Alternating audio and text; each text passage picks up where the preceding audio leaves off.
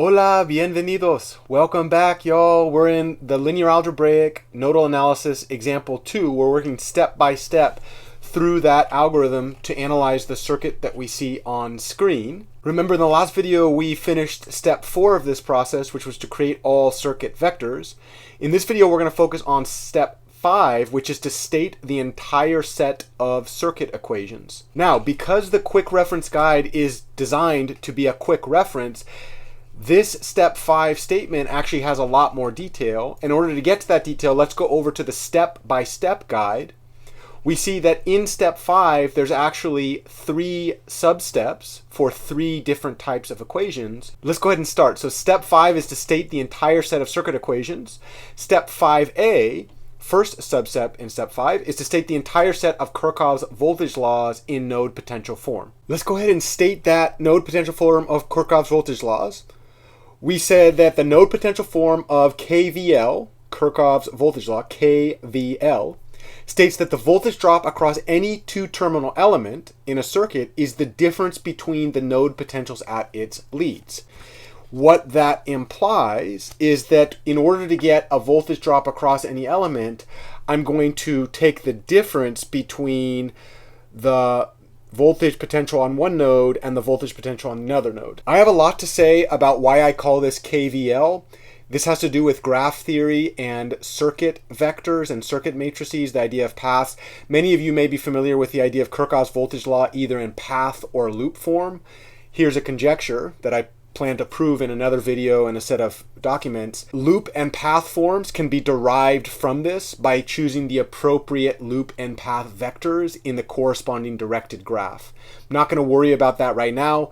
Suffice it to say that we are introducing this form, the node potential form of KVLs. Let's go ahead and start with the first voltage drop across resistor 1. Notice that my reference direction for this drop is already determined. I'm going to put the black lead of my multimeter on the bottom, the red lead on top. KVLs and node potential forms tells me V1 is going to be U1 minus U7. And the reason that I have positive U1 is because that's the positive reference. The reason that I have negative U7 is it's the negative reference. With that, I can state, hey, positive U1 minus U7 is V1. Let's go on to V2.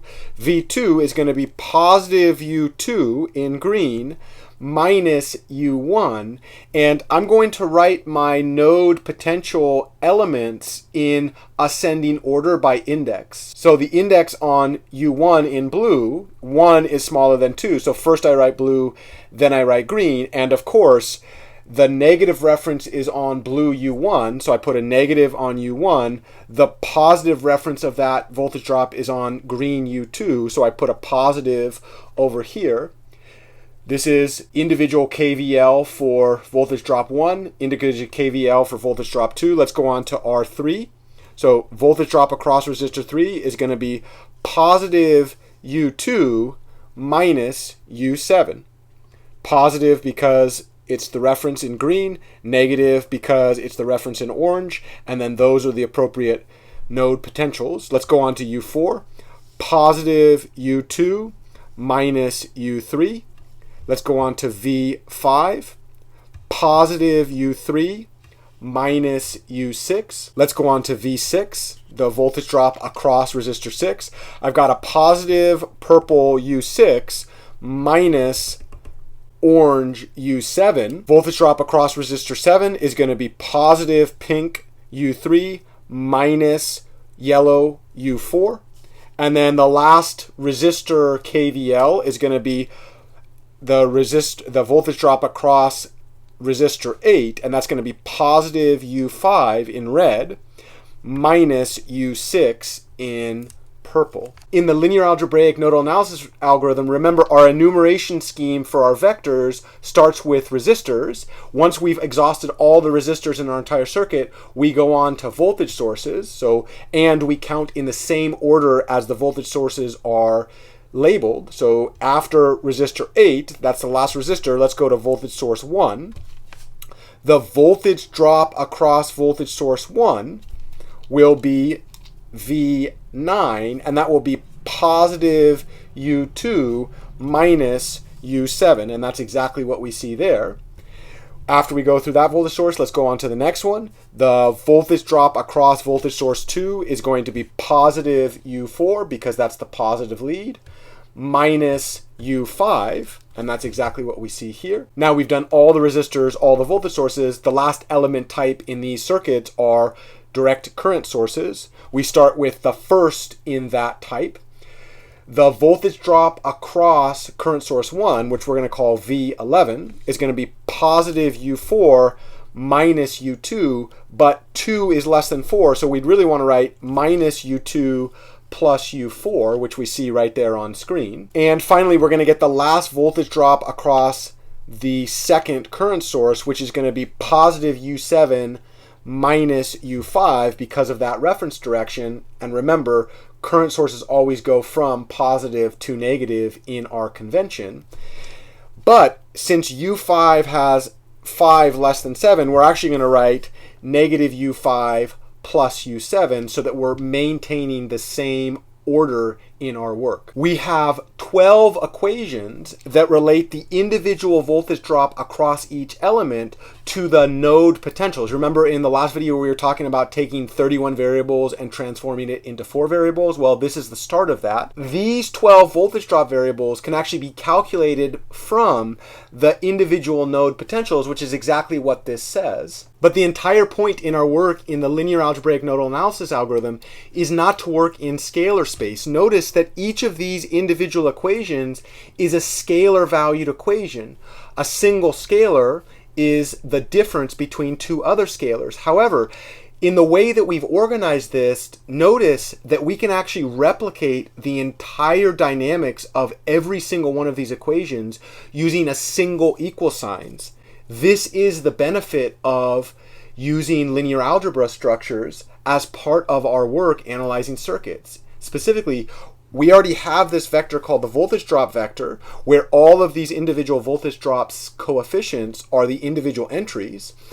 And then notice we've literally just taken the scalar equations on the right hand side in color, replicated those colors in a vector, and then it just so happens that these equations actually are identical to this matrix vector multiplication, where the matrix is the incidence matrix that we got in step 3 of our algorithm, and the vector is the vector of node potentials that we defined in step 4 of our algorithm. So check this out. Let's go ahead and check. Voltage drop across resistor 1 should be 1 times U1, 0 times U2, 0 U3, 0 U4, 0 U5, 0 U6, and negative 1 times U7. 1 times U1 minus negative 1 times U7 is indeed U1 minus U7. Same thing is true here.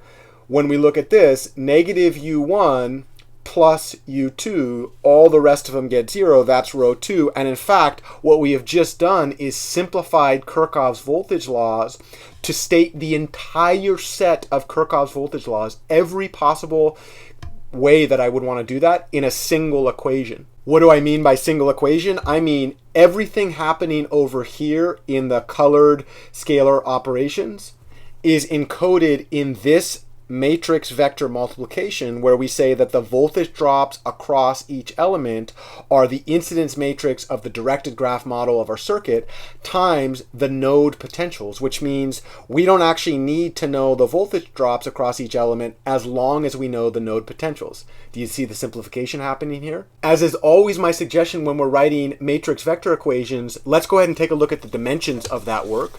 So we say that the vector of voltage drops is going to be the incidence matrix of the digraph model of our circuit multiplied by the node potential vector. We know that the number of voltage drops across the elements is equal to the number of elements. That's given by the scalar m, as we talked about in step 2a.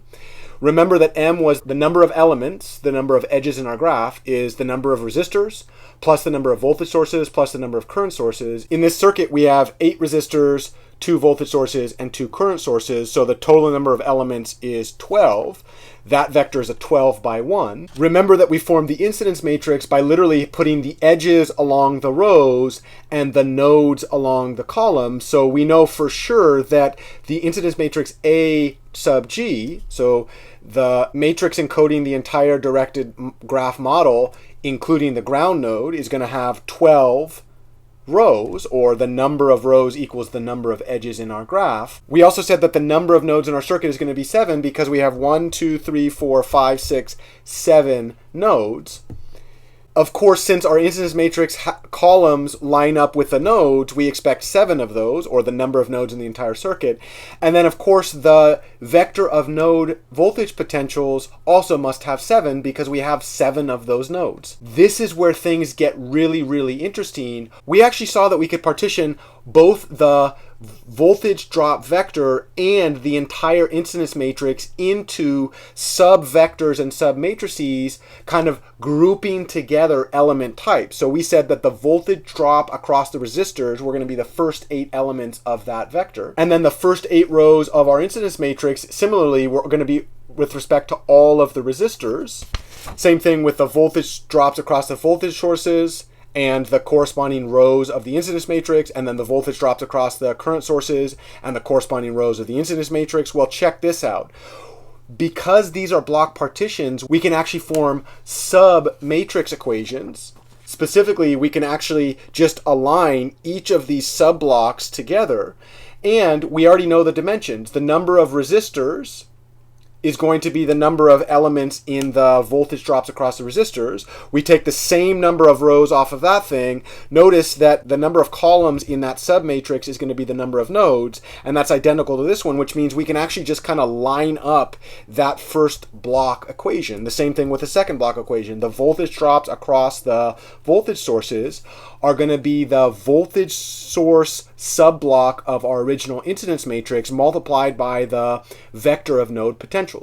Similarly, the voltage drops across the currents is going to be equal to the current source subblock of the entire incidence matrix times the vector of node voltage potentials. Another way to say that is from this entire set of equations that simplifies the scalar set of equations into a single matrix vector multiplication problem, we can form 3 separate sub-matrix equations, each of which describes element types. So if I wanted to focus just on the voltage drops across the resistors, I have this matrix equation that is a sub-equation of our larger matrix vector multiplication problem. If I want to focus on the voltage drops across the voltage sources, I can form this matrix equation that encodes that information. And if I want to focus only on the voltage drops across the current sources, I have a third individual matrix vector multiplication problem, each of which focuses on the different element types. This is why we chose our enumeration scheme in the steps 2 and 3 to kind of align with the way that we labeled the elements in our actual circuit. What's really powerful about this approach, and indeed kind of unique to the linear algebraic approach to circuit analysis, is instead of working in scalar space, we work in matrix and vector space, and we encode a lot of information in a very, very small number of symbols. This is one of the main benefits of linear algebra. We can do a ton of work for notationally very small cost. With that in mind, we've actually finished step 5a of this algorithm, which was to state the entire set of Kirchhoff's voltage laws in node potential form. I should mention that the adjective entire means that I'm still specifically referencing ground node. If you were to look at this matrix equation, notice I have not zeroed out any of the node voltage potentials. Later we'll see when we do this matrix vector multiplication, let's suppose that I grounded node 7. This scalar would become 0, and then when I did this multiplication, all entries in the 7th column would get a 0, so I could actually delete that information, which means that I don't actually need that 7th column if I ground node 7. However, in the step 5a, we are assuming that we have not yet grounded our circuit, and I like to call that entire. It has everything in the circuit prior to grounding. The entire set includes specific reference to all nodes, is specifically ground node, and that's why the little g shows up in the notation. With that said, everything that we want to know about the voltage laws is encoded in this matrix multiplication. The last thing that I want to mention before we go on to step 5b is that in this set of equations, we actually have more information than meets the eye. The set of voltage drops across the voltage sources are not unknown. We actually have information about what those values should be based on the schematic that is written here. Notice that the voltage drop across voltage source 1 is going to be 5 volts. So this is actually not an unknown value, the V sub 9 here, the voltage drop across voltage source 1. That value should be 5. This is a known value. Same thing's true V sub 10, the voltage drop across voltage source 2, that voltage drop should be 5 because it's a known engineered value. With that in mind, notice that the moment that I know the value of those voltage drops, there's actually interdependencies between the node variable U2 and the node variable U7 for the first voltage drop. If I know U7, then U2 is going to be 5 plus U7. If I know U2, then U7 is going to be U2 minus 5. That's how this voltage source works. Same thing is true over here. There's interdependency between the potential at node 4 and the potential at node 5. If I know U5, U4 is going to be 5 plus U5 because I'm going up 5 volts. Similarly, in reverse, if I know U4, then U5 is going to be U4 minus 5. Those observations are central to some of the simplification and elimination processes we're going to use later in this algorithm, but I want to specifically mention that now to set us up for later steps.